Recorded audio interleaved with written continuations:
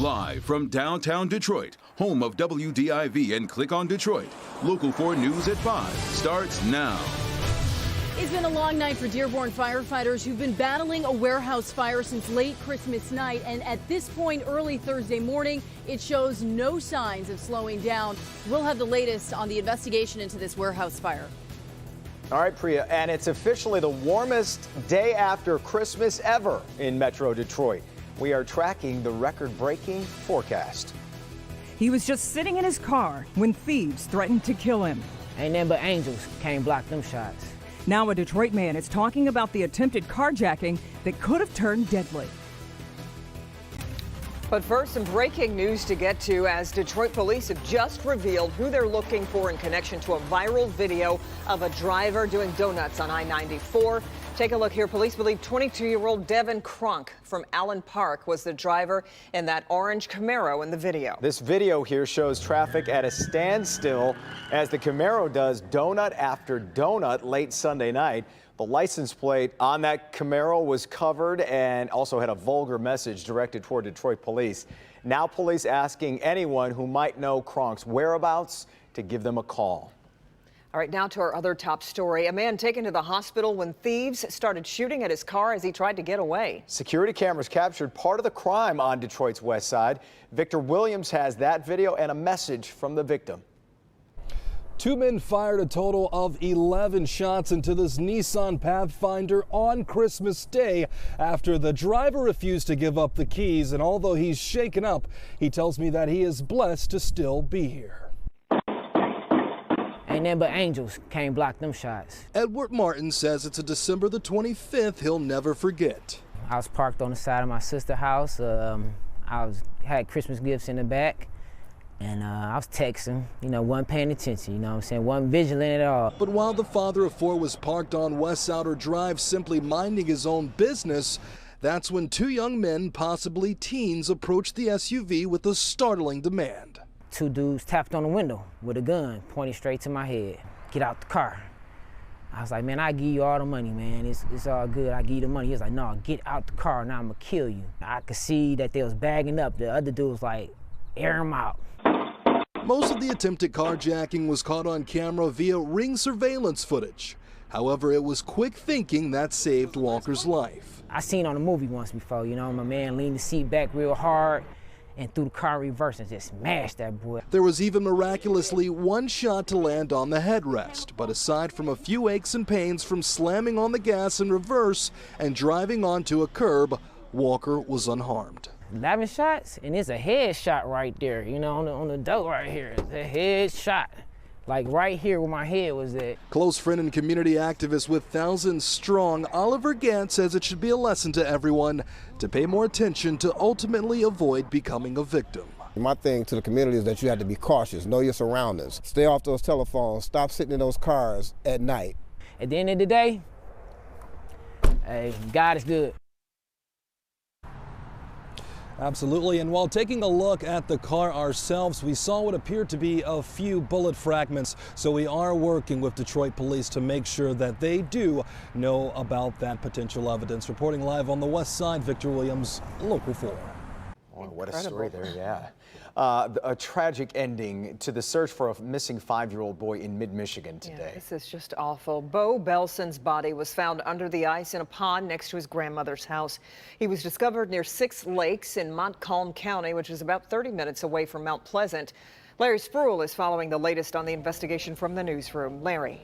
Well, Kimberly and Jason, it's been a long 24 hours for not just the family, but the community of Six Lakes. They started an all-hands-on-deck search for little 5-year-old Bo Belson, and today they heard the news nobody wanted to hear. I mean, we were just having Christmas, the kids were playing.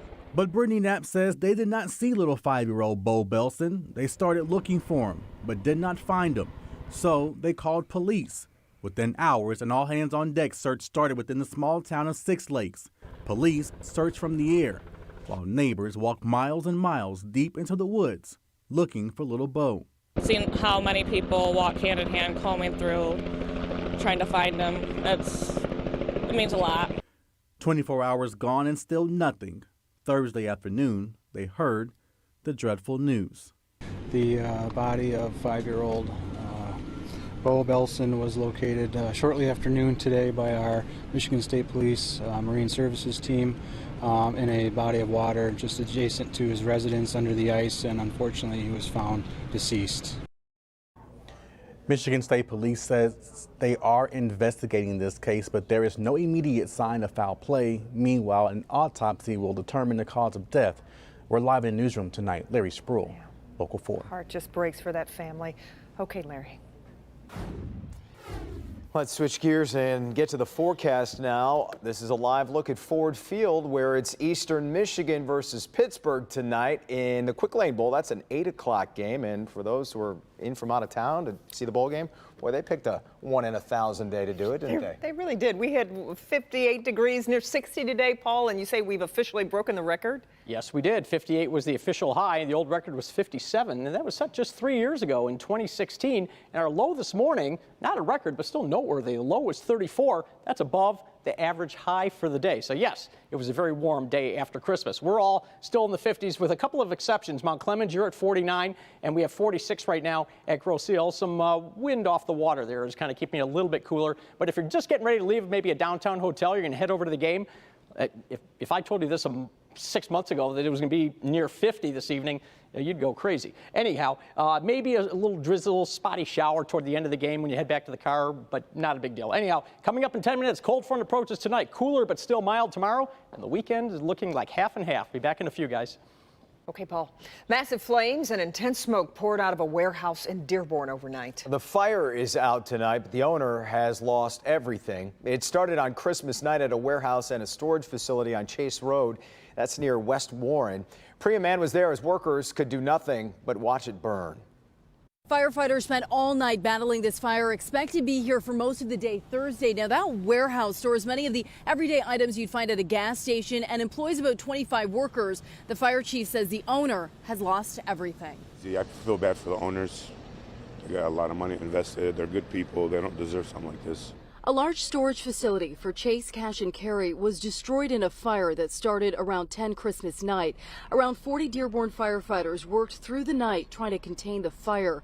Their biggest challenge, police say the facility is 40,000 square feet. The biggest challenge is because it's so big that you have to set up various sections because you can't see the entire scene. So communication is generally a big challenge, but our crews did perform great last night. After hours engulfed in thick flames, the fire chief says the building is a complete write-off. But for us as workers, we depend on it, it's our livelihood, we support our families.